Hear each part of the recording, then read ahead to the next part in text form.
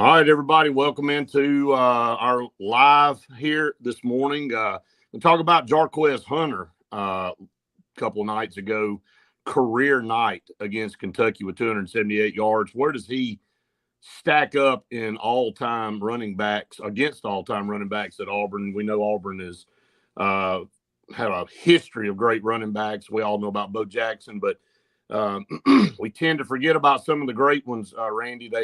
We've had so many, and we're going to talk about that this morning. But first of all, Jarquez Hunter, 278 yards. You look at it on the season, that took him over 3,000 yards career at Auburn. So we'll talk about where that stacks up against other running backs. Just a phenomenal performance. I want to talk about his games as we talked this morning. This season really is a travesty to see how few carries he got in the first 5 games of the season, where he could be right now this year if he'd had, an average of 18 carries a game. Yeah, I think we've all said it until we're blue in the face that give the ball to your best player and let's see how it all works out. And finally did after the first quarter the other night. Only one carry there in the first quarter, and then moving into the second, Coach Freeze clearly knew that he needed to do that, and he did. And the rest is history. 278 yards, a lot of big explosive plays, 20 plus rushes. And Jarquez is not some small mini Mike back there at running back where you worry about how many carries. Now, do I want him to be Gus Malzahn the way that he did Ben Tate and some others? No, not necessarily, but, I would like to see him consistently get over 20 carries and see what he can do. Currently the SEC leader in rushing. And so, yeah, we thought that it would be fun to look back on a topic that's of interest to both of us. I mean, we grew up in the 80s. And we had great backs in the late 70s and the 80s. You didn't get a better stretch of running backs at Auburn University than you really saw during that stretch. So where does Jarquez measure up? Look, if you look at stats, let's run down the top 10 in rushing yards for Auburn, and then just give everyone out there, let us know, message us, who's your top 3 running backs in Auburn history? And they don't necessarily have to go by the yards. It could be somebody that just had one amazing year, Cameron Artis-Payne, that you thought if he got a little bit more, if he would, Cam Newton, I know he's quarterback, but you look at his rushing yards that 1 year, it was unbelievable. So you have to consider him when running the football there at Auburn. But Bo Jackson, 4,303 rushing yards, number 1 on the list. Cadillac, 38-31 is number 2 on the list. Brett got Cadillac back there behind him, along with a whole lot of other Auburn memorabilia. James Brooks, not enough of us talk about. We don't talk about. I'm glad you brought him up. I had that as a note. Him and the next one that's on the list. We don't talk about those 2 guys enough, and how good of NFL careers they had, and what they meant to Auburn when they played there at Auburn. So just 2 tremendous backs that get overshadowed. Well, I think they went during that post Shug era, moving into Barfield. And they had some decent teams, some 8-win teams, but at the end of that era, teams were very mediocre, and the Auburn faithful, don't look back on that time as one of the best times in school history. So maybe that's part of the reason why. But James Brooks is number 3, 3,523 yards rushing. Number 4, Joe Cribbs, 3,368 yards rushing. No, we don't give either one of them enough of the publicity that they deserve. And they did end up going to the NFL and being 2 of the better Auburn players to ever play in the NFL. Number 5 is one that for sure we don't give enough talk to. And I think he's a lot like, he's who I would compare Jarquez to. The reason Jarquez got to these 3,000 yards rushing is because every year that he's been there, he's been consistently throwing numbers up there. There's not he may end up with it this year, but there hasn't been a 1,800 yard year like Cameron Artis-Payne that had over 1,600 yards in his final year at Auburn. There hasn't been one of those for Jarquez, but he's consistently got that 500 to 700, 800 yard. And you look down, he's got 3,003. Ben Tate did the same, Brett. Ben Tate every year had a lot of yards. He may not have always been the premier back there at Auburn during that stretch, but really put a lot of yards up. 3,321 career yards for Ben Tate. So that's an impressive number. Trey Mason's number 7. He's right under 3,000, 29.79. Tank Bigsby played, again, much like those two with James Brooks and Joe Cribbs we talked about. Poor old Tank Bigsby. Could have been one of the best in Auburn history. And I'll always consider him one of the best because he hung in there when a lot of other Auburn backs would have gone on ahead and exited stage left because of how poor coaching jobs we were getting during the time. One of our favorites, Stephen Davis. What a great back he was in the 90s. Only had 3 years, but had 2,811 yards and rounding out the top 10. One of my favorite players in Auburn history, Brent Fullwood. Fullwood had the 1 year in 86 where he had over 1,300 yards. Finished with 2789. Was a big-time draft pick for the Green Bay Packers, too. So, Brett, that's a list of the top 10 backs, and Jarquez right in the middle of that with 3,003 yards, sitting at number 6 now.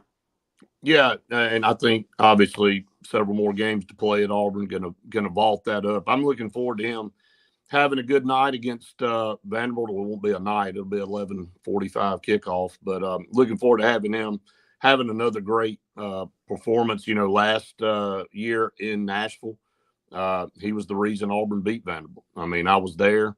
If he doesn't rip 2 long runs off, Auburn's probably in trouble losing that game on the road last year. So, I told you I wanted to go back and look at his games this year. And if you look at it, he only had 4 carries against Alabama A&M. Didn't really need to see much. Didn't want him out there getting hurt. But you come back against Cal and only ran the ball 12 times, 68 yards. That game will go down as maybe the most disappointing of all this season. We've had some disappointments, don't get me wrong, but that Cal game, after seeing how they've performed the rest of the year and traveling down to Florida State and losing, we had to play horrifically and still only lost by a touchdown, but we did. Turn the ball over 5 times is what it gets you. Turn around, give it to him 20 times against New Mexico. He had 152 yards. And again, the thing that stands out to me about Jarquez Hunter is he normally averages about 5 yards a carry, upwards of 7, 8 yards a carry. He's got an average this year of 7.2. So the guy for his career, his numbers are like that as well. His average for his career is above 5 yards a carry. He's a tremendous back. Arkansas, only 12 carries, 67 yards, only touched it 17. Here's the one that was disappointing. We were running the football against Oklahoma and had them on their heels. He had 17 carries for 97 yards. Jarquez Hunter should have ended up with 150 yards in that game, and Auburn should have won that football game 27-10. They should have finished them off and put them away. Instead, we all know about the fourth quarter collapse.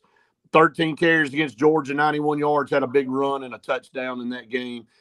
Missouri, 19 carries. For whatever reason, that's the anomaly. He gave it to him 19 times.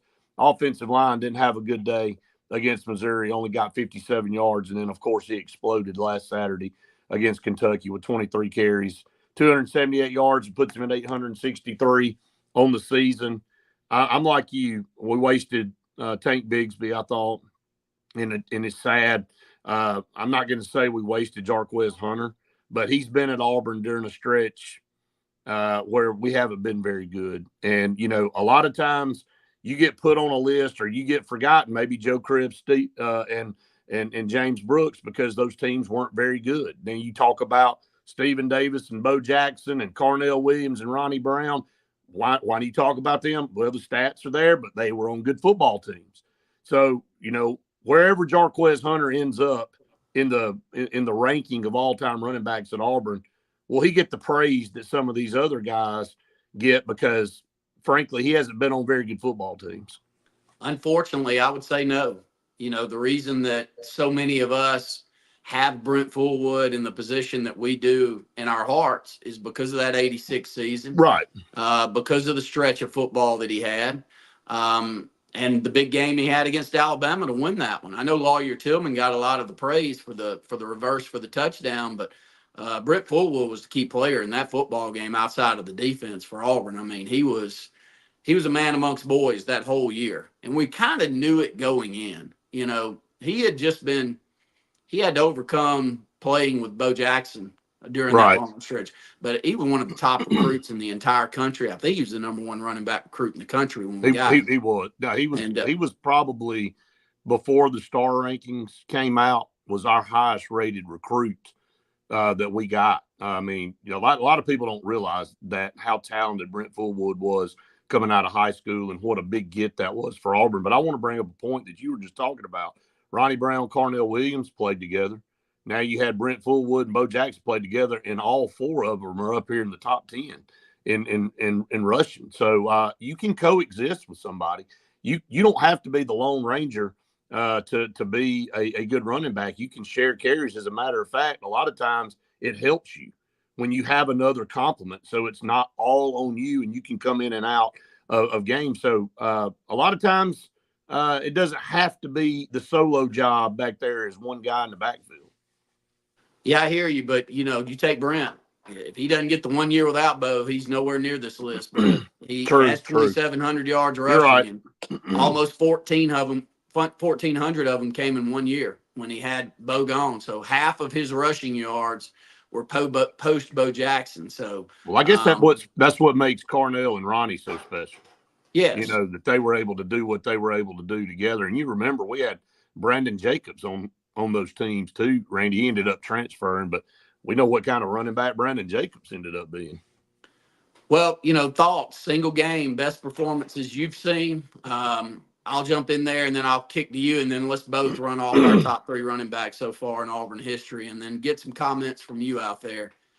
Best running back game, which Curtis Kuykendall, he had that 307 yards. Any of us that grew up looking at programs for Auburn definitely saw that number in there a long, long time, and wondered, a 1944 game where you have that many yards, what in the world went on. But Trey Mason's 304 yards against Missouri in the SEC championship game will probably always go down as number one for me. He was unstoppable during that stretch. Gus Malzahn would just feed the beast as much as he could, and he happened to be the beast there in 2013. So for me, that 304-yard rushing performance against Missouri in a big game like the SEC championship will always go down as number one for me. Yeah, you know, I had that on my list. I was at that game. I was at that SEC championship game, and it frankly was amazing that they couldn't stop him. I mean, and it was no secret what we were going to do. We just handed the football to him and let him work, and he broke the all-time rushing single game record for an SEC championship game that day, and was just tremendous. I don't remember the yardage in the 86 Iron Bowl, but Brent Fullwood in that game, I don't have it in front of me. The reason that game stands out to me, and it's not because he achieved some massive number like Jarquez. I think it's about 130 yards rushing. Yeah, I knew it was. Yeah, it's not some over astonishing rushing amount, but just what he was able to do in that game. That game really stands out to me. It's the reverse game, as everybody remembers, when Lawyer Tillman took it around and ended up winning that game at the end. And you know, that performance stands out to me. And again, shining light on Brent Fullwood that probably he doesn't get a lot of because he was overshadowed by Bo Jackson. But you know, I'll start with all-time running backs for me at Auburn. Obviously, Bo Jackson's number one. I mean, I don't know how you argue with that. I don't know how you pick somebody other than that. But everybody's got their favorites. Number two for me is Stephen Davis. I love Stephen Davis. He's another guy I thought, man, you know, Terry Bowden liked to throw the football a lot, and he liked to spread it around, and maybe Stephen Davis could have gotten more carries when he was at Auburn, but he had. Hey, keep this in mind though, Brett. He ends up with 2,811 yards. He's ninth on the list. He only played 3 years. Right. So if he gets his normal 12 to 1,300 yard year as a senior, he would have ended up with the same number that Bo had at 4,300. So I think the only thing keeping him from being up there around the top is him only being there 3 years. Right. Yeah. And I do, again, that kind of gets overshadowed, not talked about. I mean, that's how good of a running back he was. And I remember how big of a deal it was when we landed him in recruiting. And he really lived up to billing. He was so much fun to watch. Such a big guy running the football, had some really big games for Auburn. I'm going to go off the grid for number three is Kenny Irons for me. Kenny Irons played in a stretch of when Auburn was really good, when Tommy Tuberville was there. We had some disappointments, but those seasons he played, and we dominated Alabama during those seasons. And he doesn't get talked about a lot either. He's one of the guys that between that 05 and 08 stretch that he played at Auburn was so much fun to watch. And he's up there in my top three all time. Maybe not in yards and rushing and all that stuff, but just as a favorite, I love watching Kenny Irons, and he was really a big part of why those teams were so successful. My top three is clearly an 80s kid. You're going to hear this right up front, but Bo, of course. I think any Auburn fan that doesn't put Bo as number one is just trying. They're trying to find something else. Trying not to. But number two for me is Brent Fullwood. And I'm really going off of sheer talent.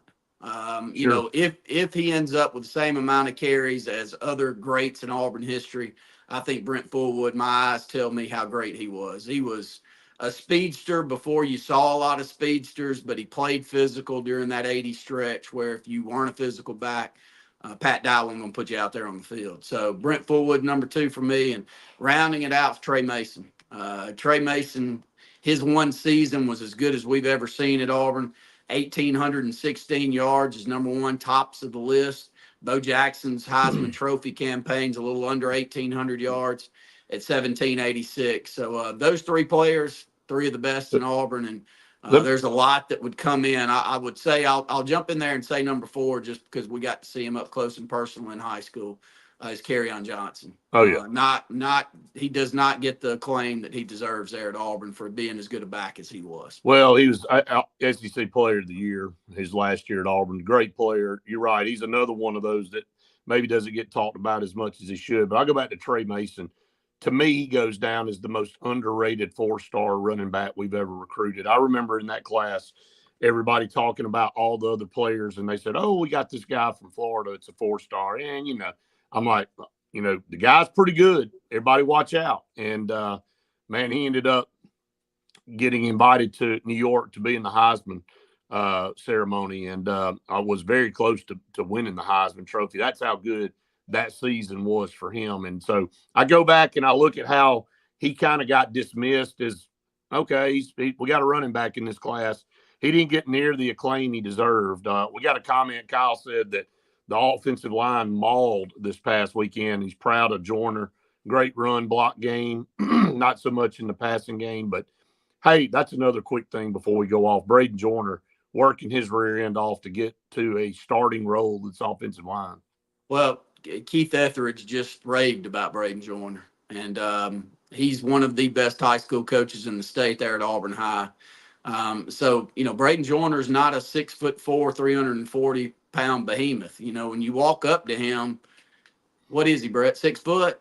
Yeah, he's 6'1", maybe. 6 foot, maybe. 6'1". Now he's big, 320, 330. No, he's got the bulk for sure. He's got the bulk, but he doesn't have the height you normally see. But he is, everybody that's been around him just say he's a tremendous person and a great football player. And I'm proud. Those are the type of players you cheer for.